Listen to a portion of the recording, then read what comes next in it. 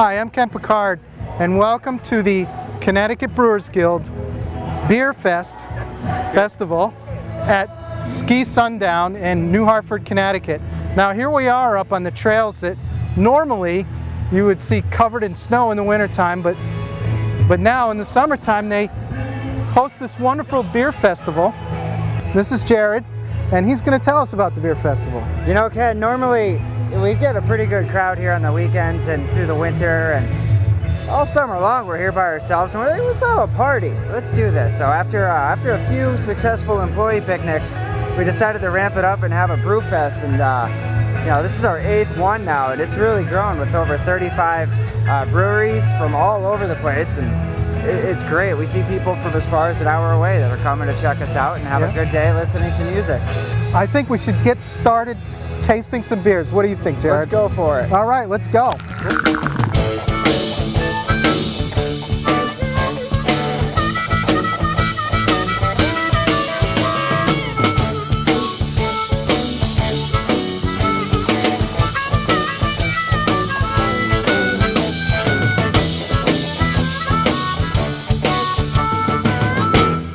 I'm here with Kurt Cameron from Hooker Beers. Thanks for coming. Now, Kurt, Hooker is a well-known name in beer. I've seen the brand almost every store I've ever gone to. Fantastic. So how long ago did Hooker get its start? Well, it started originally in '96. The original owners ran it as the Troutbrook Brew Pub. Went through a few series of owners. We took it over in 2006, moved it to Bloomfield with more of an eye on full production rather than a brew pub. And yeah, it's been growing nicely since. Yeah. Now you're in like a lot of stores I see in Connecticut. Do you sell outside of Connecticut? Yeah, we're only in Connecticut, Massachusetts, New York City, the Philadelphia corridor, and North Jersey. So a pretty tight footprint. Yeah. So anyway, I'm here and I'm going to taste some beer because I'm looking for where to fill my growler someday, and I'm not sure. Do you have a facility where you... We do. Actually, we do quite a bit with the public. We're open on first and third Fridays for our open houses from 5 to 8 o'clock, and we'll get 200-300 people at those events. Every Saturday we're open noon to 5, and that's $5. You get to come in, get 10 samples of beer, you get to take a tour, try some beer right off the tank, so it's a lot of fun. Okay, and that was at Bloomfield, Connecticut. Bloomfield, Connecticut, and we make about 15, 16 different beers, so you'll find something you like. Great.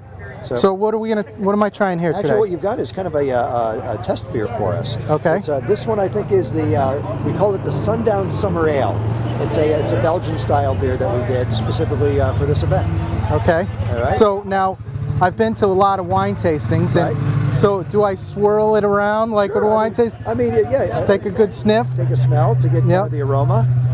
We usually look at it much like wine to get kind of an idea of the clarity of it. Yeah. And then, most importantly, the taste. Okay. So, well, may I stick my pinky up like that? Wow, very nice. Great. Thank you very much. Well, thank you. Hey, my pleasure. Appreciate Thanks it. for coming by, and hopefully we'll see you at the brewery. Sure.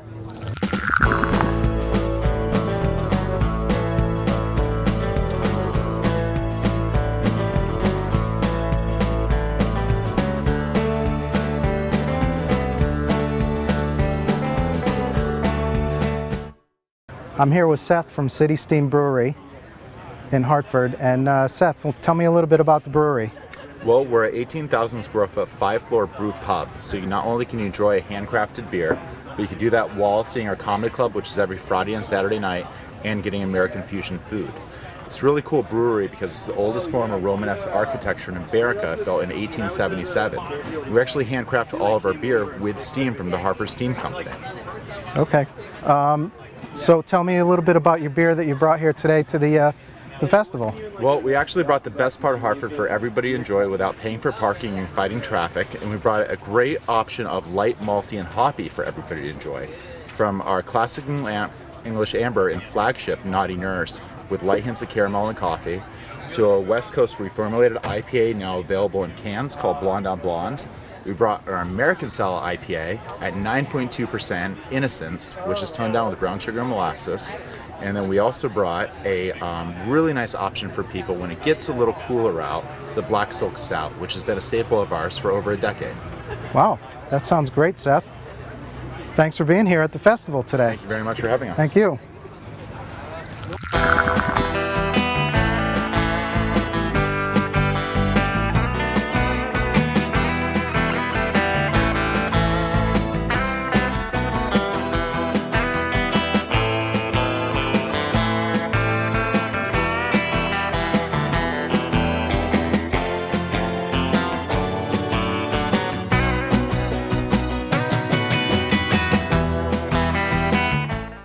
This is Scott from Cambridge House Brew Pub in Granby. Now, Scott, I've been to your brew pub a couple of times, and I've really enjoyed the beer there, and it's a wonderful atmosphere for food and drink and having a great time. And so what brings you here to the festival? Just a little camaraderie, and it's close. It's an easy one to get to for us. You know, we don't go to a lot of different festivals because they take time and effort and take beer out of the pub. So it's difficult to go to a lot of them, but this one's fairly easy for us. So how long has the Cambridge House been brewing its own beer? A little more than 9 years now. Okay. Yeah. And you, what's your philosophy about brewing beer? Make it good. That's a good one. All right. We try to do seasonals, you know, because every season's got a different beer that's good for it, and then some things you want to do a little special depending on what kind of food you got going. Okay. Now, what kind of beer did you bring with you today? We've got our summer wheat, seeing how it's first day of summer. Yeah. And then we also have our stout, steel cut oatmeal stout. And then we've got a couple mainstays in the pub we've always got to have on tap because people are used to them. Okay. Our Kolsch and our IPA. Okay. The stout. Now, could you tell me a little bit what's the difference between a stout? I know it's a dark beer, but the difference between a stout and you know, say your India Pale Ale. I'm just trying to, you know. There's not as many hops in the stout. In the stout, we've got a lot of flaked oats and flaked barley to make it a little more creamier mouthfeel for you. And it's the grains are roasted a lot longer, which gives them a darker appearance. And when you brew with them, it makes a darker beer. Yeah. Now, the Connecticut Brewers Guild is putting the show on here, and how do they help you with your brewery? Well, the thing with the guild is we try to bring all the breweries together, so we're all kind of working with a common focus. Sometimes we're helping out new people, and sometimes we're doing maybe some lobbying efforts, trying to get different laws passed that'll help the brewery industry out in Connecticut. Okay. Which has done pretty good over the last couple of years. Yep. About 3-4 years ago, there were maybe 5 different brew pubs and breweries in Connecticut. Now we got about 30. Yeah. Now I've got my growler ready, and can I come up and fill my growler at the brew pub? Sure can. Great. Yeah. All right, Scott. Thank you very much. All right.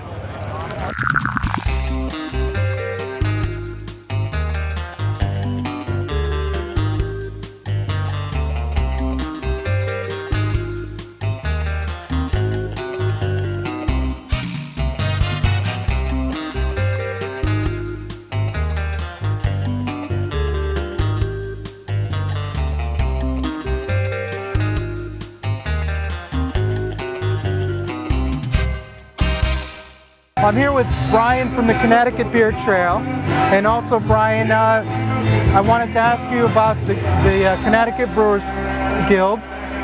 All the brewers here are involved with that. Can you tell me a little bit about the guild itself? Yeah, absolutely. The Connecticut Brewers Guild is an organization of all the breweries in Connecticut, and they kind of work together to help the growing beer industry and the enthusiast community in Connecticut.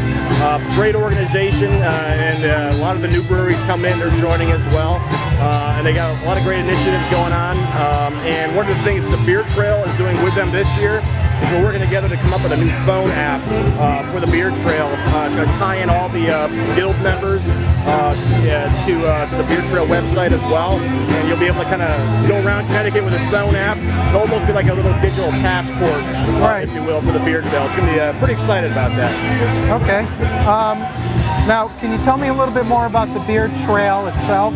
Absolutely. So the Beer Trail primarily started off as a social media website to represent all the breweries, brew pubs in Connecticut. We also have a lot of the beer bars, home brew shops, that kind of thing on there. The best part about the site is our event calendar, very active event calendar. It's the place to go online to find out about all the beer-related events in Connecticut. And we love to give away tickets to those events to our site members. We do that all year round. And we also are very active in other social media outlets like Facebook and Twitter. The other thing we do through this site, we have some of our own events. So we do a monthly bicycle ride to breweries and brew pubs in the spring, summer, and fall. And we do bus tours all year round too, both public and private bus tours and limo tours to the venues on the beer trail. We have some other exciting things we're kind of working on, but we're kind of keeping those on a wrap, so we're ready to release the info. But one other thing I would say is we have the Trailblazer Club, which is a discount program you can sign up for on the site. You get a membership card. And with that card, you can save a ton of money at breweries and brew pubs and now hotels in Connecticut as well as beer festivals. So there's a lot going on out there, and if you like craft beer and you love Connecticut beer, you got to check out the website and sign up. Wow, that sounds great. Now, as far as the guild is concerned, now how would a brewer be able to get involved with the guild? Best bet for a new brewery to get involved with the guild, probably email myself or one of the board members. Probably just get through my site and I can get them that contact information. There are some dues they pay to get on board, but we have regular meetings, and it's a think tank of brewery mad scientists that kind of know everything about everything. And you got the professional business folks in there, and you got the beer makers. It's basically a brain trust of Connecticut beer all in one room. Well, that's great, Brian, and thank you for talking to us. Do you have a favorite proverb or saying about beer? What I would like to say is there's a beer out there for everyone. So if you think you don't like beer, it's only because you haven't found that beer for you yet. And a beer fest like the one we're at today is the perfect place to go and try new beers. And eventually you're going to find one you love, and then your palate will grow and expand. Before you know it, you're going to find a few beers you like. So give beer a try, you'll love it. Okay, great. Thank you, Brian. Thank you.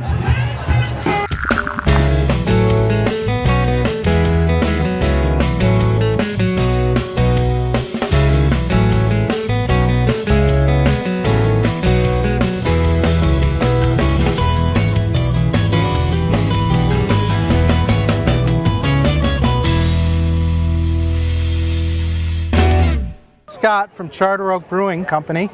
And now, Scott, where is Charter Oak Brewing? Charter Oak, we are based in Connecticut, down in New Canaan, building a brewery in Norwalk, Connecticut, actually the South Norwalk area. And right now, as the brewery is being built, I'm physically going up to Holyoke, Massachusetts to brew. I've got a buddy that owns a brewery, and he lets me use his equipment.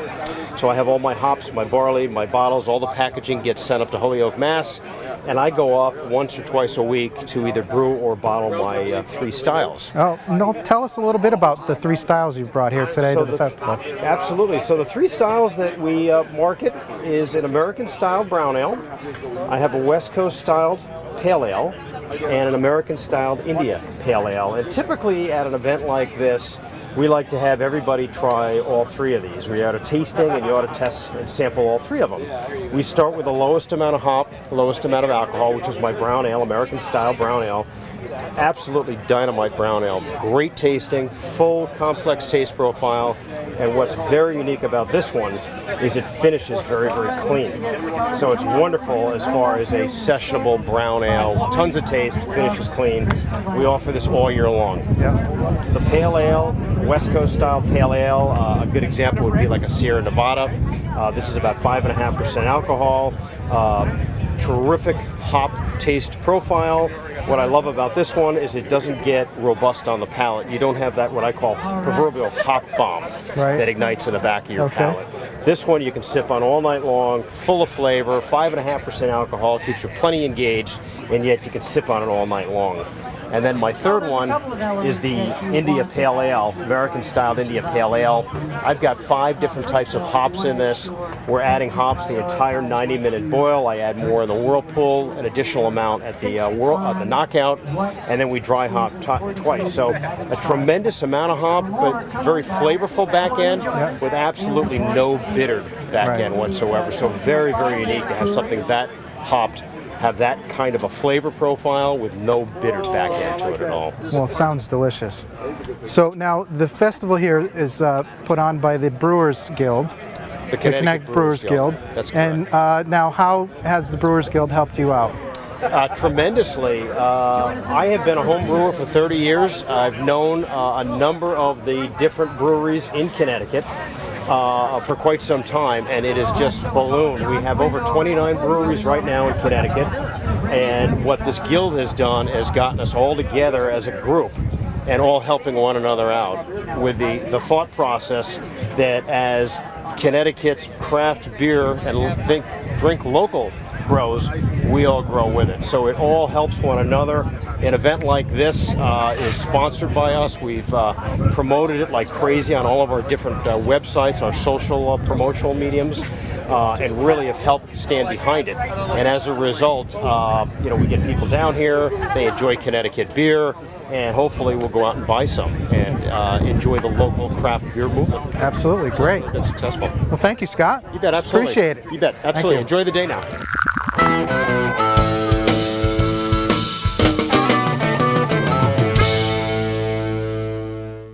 I'm here with Phil from the Hartford Better Beer Company.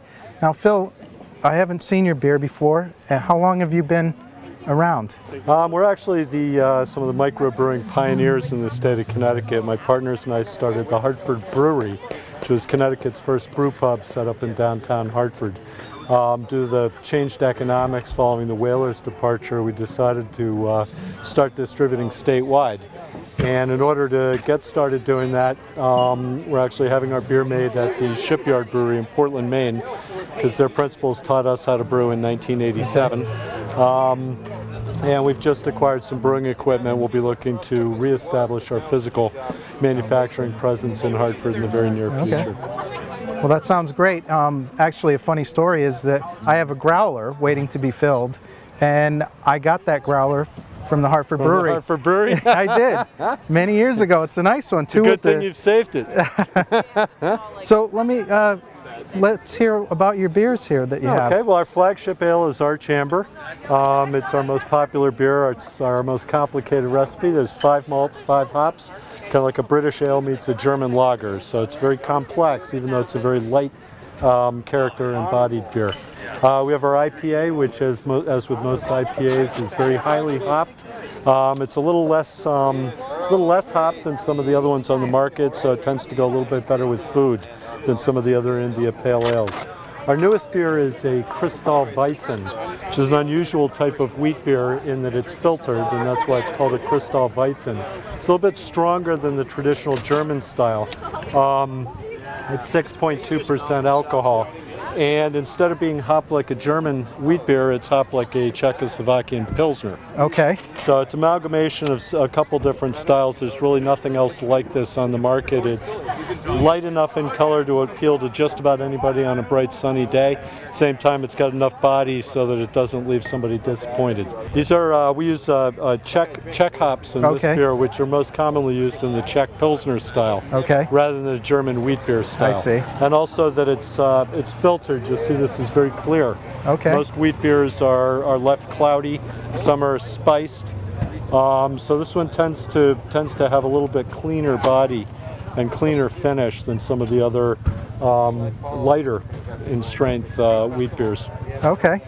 So, would you like to taste? I would love to. You want to try one of these, or I have my little you got your own tasting glass right here. Thank you. Head on that.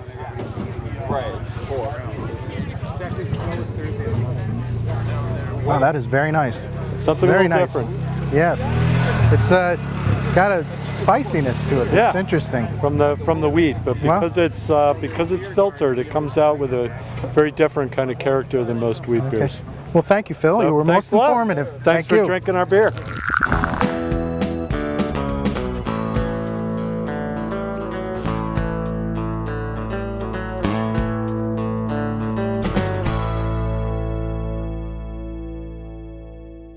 Hi, I'm here with Dan and Darcy of Duvig Brewing Company from Brantford, Connecticut. Now, how long have you all been brewing in Brantford? Well, we just opened our doors 5 weeks ago, which was May 16th, but 17th, that's right, 16th was a soft opening. And we have been brewing as families. Each couple has been brewing for about 7 years. So I guess commercially 5 weeks, and before that 7 years.